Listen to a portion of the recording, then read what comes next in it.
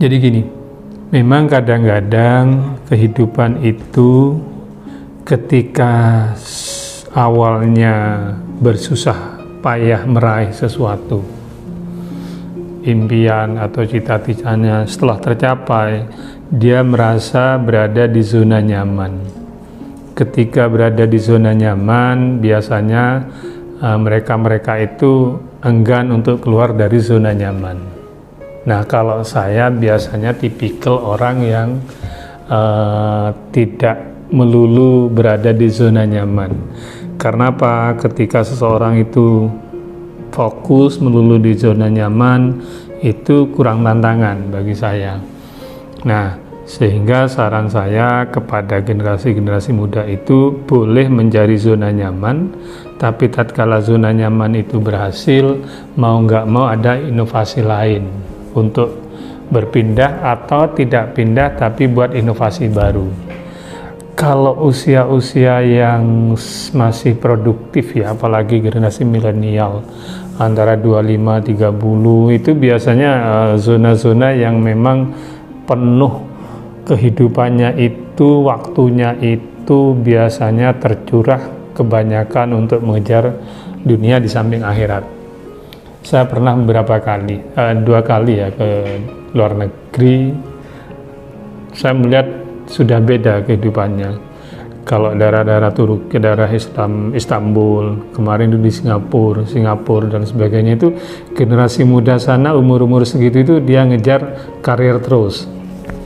Nah, akhirnya apa yang terjadi? Karena dia kejar karir terus, kadang-kadang terbengkalai di urusan akhiratnya.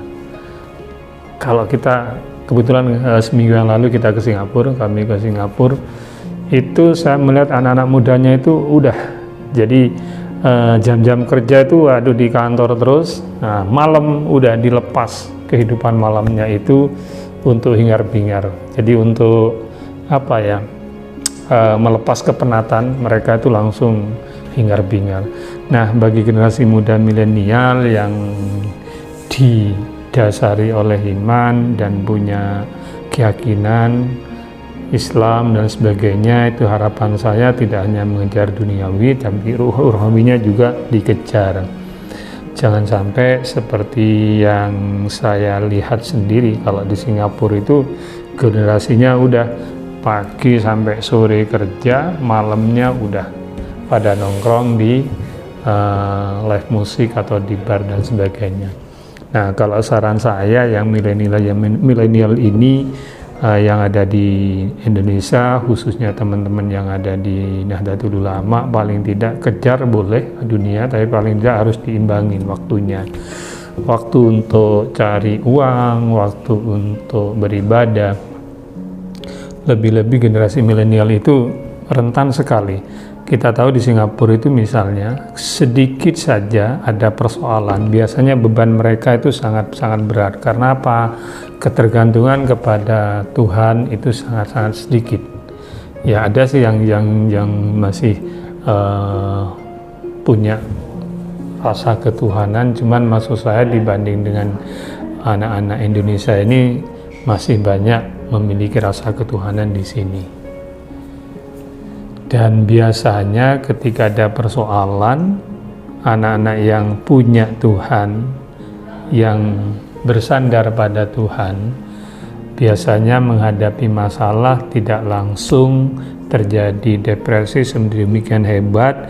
Biasanya mereka-mereka yang punya Tuhan itu pasrah pada Tuhan dan selalu berdoa. Nah, ini yang kadang-kadang di daerah-daerah negara maju, kadang-kadang pelarian untuk orang stres, sibuk kerja, habisnya pelariannya ke dunia-dunia hiburan. Nah, harapan saya harus imbang lah. Kalau generasi milenial di Indonesia, khususnya di kaum Nahdien ini, paling tidak dunia iya, tapi akhirat juga iya.